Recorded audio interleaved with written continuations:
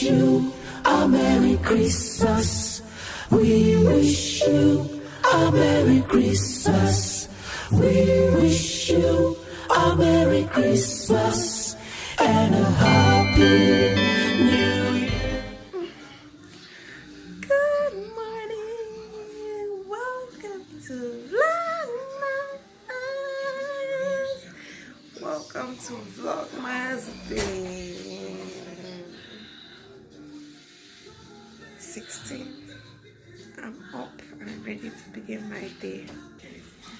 So guys, it's in the morning and Myra woke me up. I was planning to sleep till 8, but she woke me up. It's still 6 a.m. So I'm just here playing with her and just catching fun. Look at her. She's enjoying her new breastfeeding pillow. I might do a review of this pillow. So yeah, we're just chilling. I'm tired. Hey guys, I'm in Boya. Yay! Oh my god, I'm tired. I've been carrying bags. Like my things are just everywhere. Can you guys see that? I want to start unpacking, and that's the thing I don't like, but I have to start unpacking right now because I have some errands to run later on in the day. I want to unpack right now so that by 4, I think the time is almost 1:30. By 4 I'm going to go out, but for now I want to unpack. Look at my mess. Look at my mess. But I have to unpack everything. I'm giving myself time. In an hour's time. Let's look at the time. My time says 1:25. Let's see if we can make this.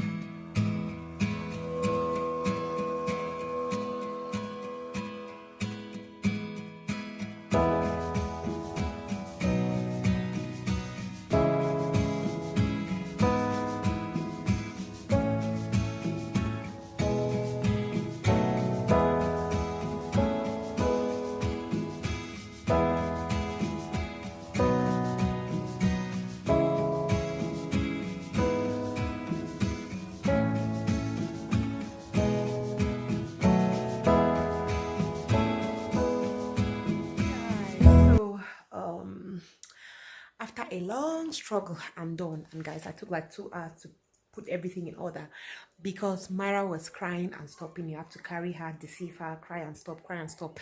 So I took like 2 hours to put everything together. But right now, I'm done. So I want to give you guys a little room tour, like how I've arranged the things.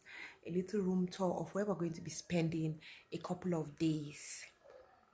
Okay, so all 5 of us will be staying in this room. In fact, let me not talk too much. Let me just start. First thing is that mattress. That's a mattress where my husband will put on the ground and sleep with either Kaden or Monique. Here we have, that's a mirror. In that bag there, those are things that my sister sent from the US for one of our cousin's kids. So I have to go and give it tomorrow. I've just kept it here because I don't want to forget. Okay, at the back of the bed, can you guys see here? Okay, we have my backpack, Kaden and Monique's backpack, and that there contains my breast pump and Myra's bottles that we'll be using. And then over here is our bed. Guys, don't do that. My filming was cut short by Myra, who wants to suck. So she's sucking right now. When she finishes, I'm going to continue.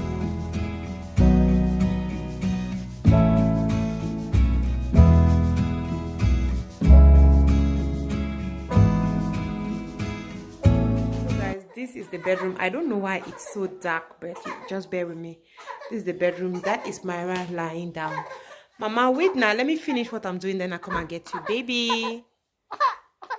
Oh, I'll be sleeping on the bed with Monique and Myra. I can swear she just burped on me. Anyway, here I have some tribbles. These are stuff. I'll probably use the groundnuts for the party on Sunday. And then here we have the kids' water bottles. In this bag, I have their underwear. So I've already packed the closets. Up that way is for me and my husband, and down here is for the kids. Okay, and in this jabba jabba area, that's just plastics of many plastics I kept in there with my handbags. And then we have the kids biscuits in there, and down there in that carton are my things for decoration, with one box that we brought. We have the closet. That's why I've just hung their Christmas clothes, things that we're going to be using to go to church. I don't want them to get twisted, so I just put them there. And then down here okay, so directly opposite the closet is the bathroom, and over there we have our towels, all of our towels. I just hung them there, and you can see I've put the bathing soap, the kids bathing soap, and my husband and myself bathing soap. Over here we just have all the things we need for bathing: a rubbing oil, Vaseline, perfumes, toothbrushes, Omo, and this way we have foundation and powder that my sister-in-law forced me to buy. And then I just have drugs for the kids. I travel with the kids' drugs. There goes their toothpaste and combs, and in here we have dirty clothes they just took out. So yeah, this is basically the room tour of where our home for the next couple of days.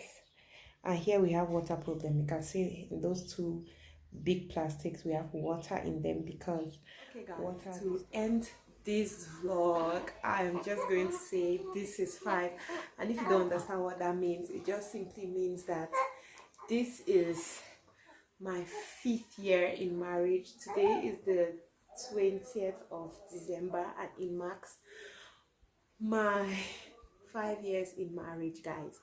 I did not know that this was the way 5 was going to be. Like 5 years ago, 20th December 2014, I was packing. I was feeling I wasn't tense, I was feeling excited and tired because I was pregnant. I was 4 months gone by then, and I was just like, oh my god, I'm going to get married, because we did a 3-day thing. It was Thursday traditional, Friday court council, and Saturday church. So I was just so excited, and I was like, wow, oh my god, I'm getting married, and just things like that. So wow, like I'm so happy that I'm here today and I can talk about it. So yes, today is 5. This is my 5th anniversary, and I want to share with you guys. I just want to share with you guys what I have learned being married for 5 years. The first thing I've learned being married for 5 years is that the first years are hard. Yes, the first years are hard. It's not easy to just meet somebody and you guys get married, and then you have to start, you have to start living with them. So it's not easy, especially when you guys have tied the knot and you're like Mr. and Mrs. It's not easy.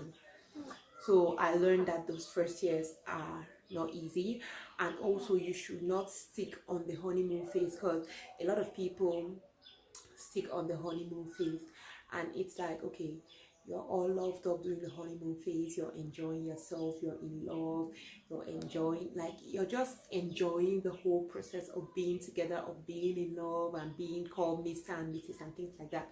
So a lot of people get stuck on that, because when the problems start coming after that honeymoon phase, a lot of people are like, oh my god, this is not the one for me, I cannot know that you're this person, how can you be like this, you're not the man I married, and just things like that.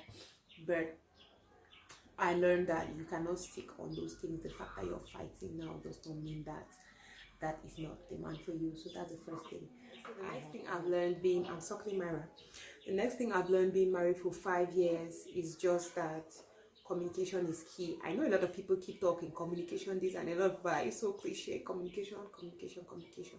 But communication is key, and getting married made me to learn that communication. That kind of person before getting married, that I wasn't very vocal with my feelings. Like if something hurt me or something made me angry, I was just going to sit and be angry about the whole thing. I was not going to sit down to talk talk to you like you've hurt my feelings, you made me angry, so we should stop. But marriage taught me that, because my husband and myself, we decided that we have to always talk about what makes you happy, what makes you angry, what makes you like express your feelings, to be more expressive. So after 5 years, I learned that communication is really important. Yes, I used to hear before that communication was important, but I did not know what it really meant till I got married, and then I understood the whole new level of communication. So that's another thing I learned from marriage, is that leave room for change, but don't force it. Before I got married, I'll be giving like embargoes, like, if you don't do this thing, if you don't change this your behavior, I will do this. If you don't change from this, I will do this. Like, it was like me forcing, like, you have to bend to me or you will go.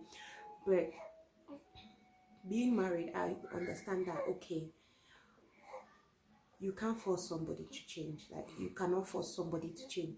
That person will change when they are ready.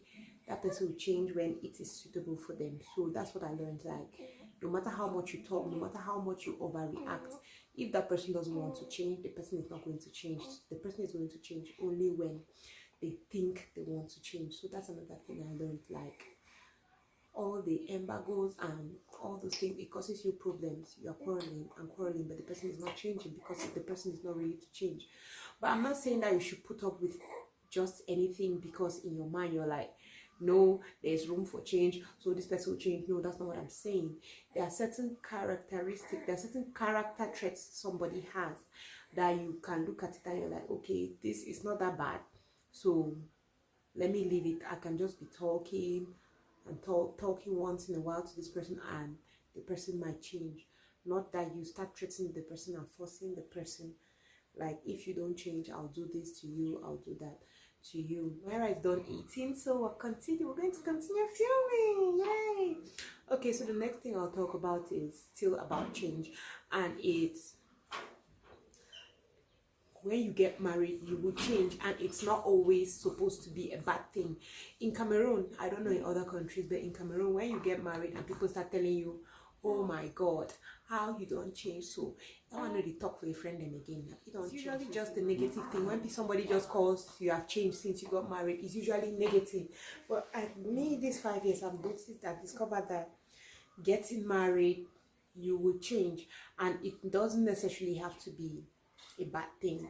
Like, getting married, you might have loved going out, and you get married and you stop going out because you want to take care of your home, you want to be more homely.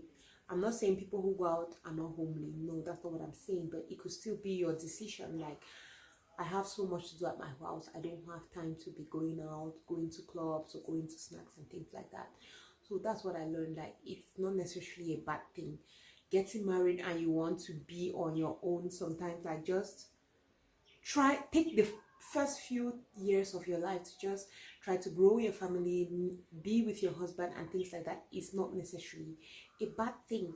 So that's something I learned, and that's something I decided to deal with, because you cannot explain to everybody, like, I'm married now, I just need some personal time. Because if you say that, people just start telling you that, that one don't marry if you say you over there. So I just learned to deal with it. Like, I'm married. If I've decided that I don't want to go out that much anymore, you will understand. If you don't understand, it's okay. Me changing sometimes, as long as it's for my good and the good of my family, it's okay. That's another thing I learned. Another thing I learned is, sometimes you don't have to, it's not everything that you have to fight for. You have to choose your battles, guys. The sun is setting. You have to choose what battles to fight. Choose and choose wisely. You don't go and you start talking about everything. It's not every little thing that your partner does that you're going to be like, you coughed, I don't like it, you sat here, I don't like it, you got up, I don't like it. Like, you have to learn how to choose what battles to fight. I learned that the hard way. I learned that the hard way. Like, I discovered that it's not every single thing that my partner will do that I don't like that I must talk about. There are certain things you have to pick what to talk about. You can't be talking about everything. You wash, I put your spoon like this, or you have to put like this, you start quarreling. Like, you will quarrel and you never have a level ground. There are certain things that you just have to let go. So yes, I learned that you have to let go. of certain things. And then I also learned that sometimes staying quiet works 10 times more than talking too much. Like, staying quiet sometimes works a million times, guys. Before, I would talk and talk and talk and talk, and people would advise me to sometimes, like, it's happening like that because you don't talk and talk and talk. So I keep talking, and sometimes when you talk like that, I become a nag. But I discovered that sometimes when you see something that you don't like, I'm not saying that you don't show that you don't like it.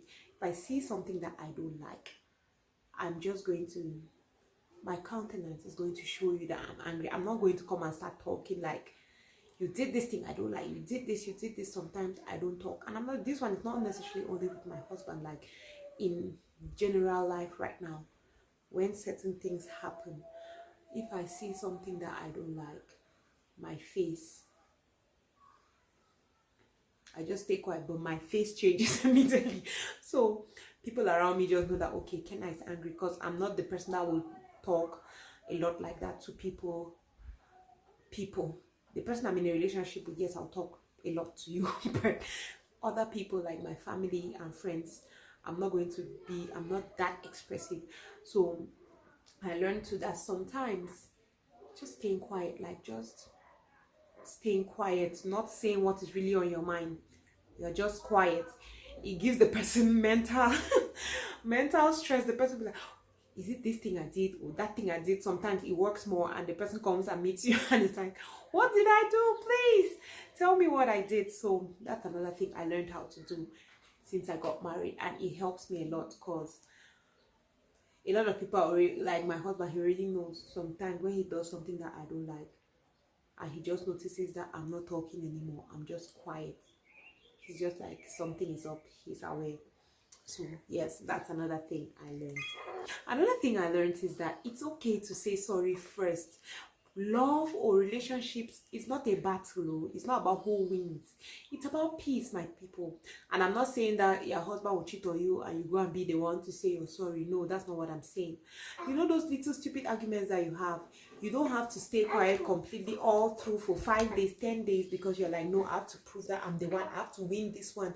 It's not about winning. No, it is not.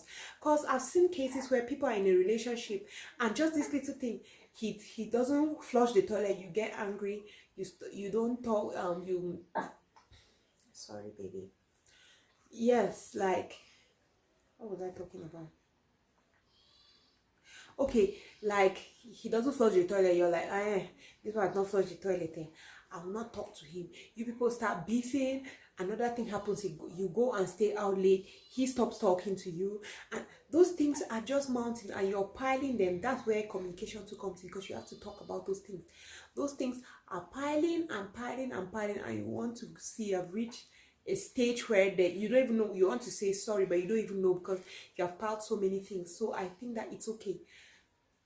It doesn't matter who says sorry first. Sometimes it's just you saying sorry. It's not about I won, I lose. No, it's just about moving on, forgiving each other. The last but not the least thing that I've learned in these 5 years of marriage is that romance matures.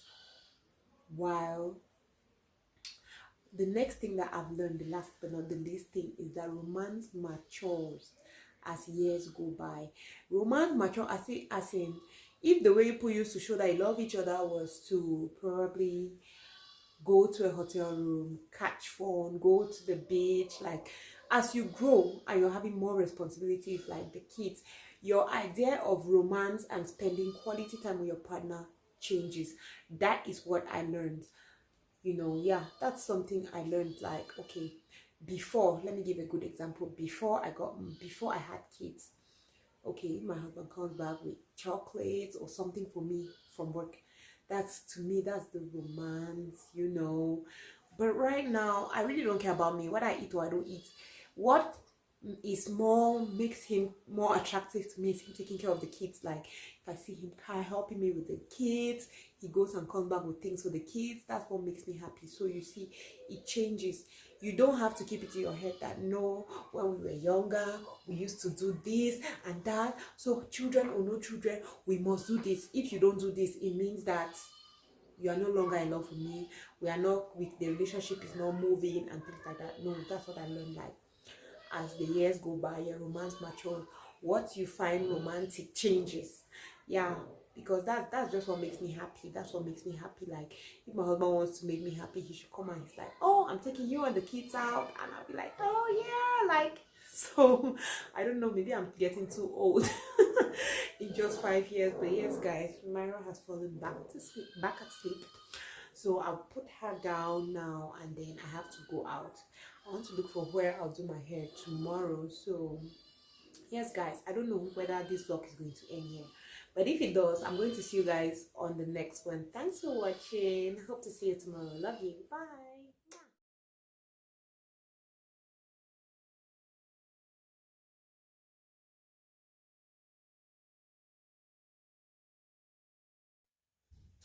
Baba, what are you doing? What are you doing? Making You're making it. Oh my God, the walls of Jericho. The Tower of Babylon. Okay. Your grandma just gave you a gift. You people just kill me with this, your gift. Me? I'm my pussy. Yeah, what? I'm my busy. You are busy? Yes, I'm busy. You're busy doing what? I'm busy. You're busy doing what? I'm busy. She's peaceful. She's sleeping like a baby. Quiet. First time in Boya. Look at her. She's just so peaceful. She's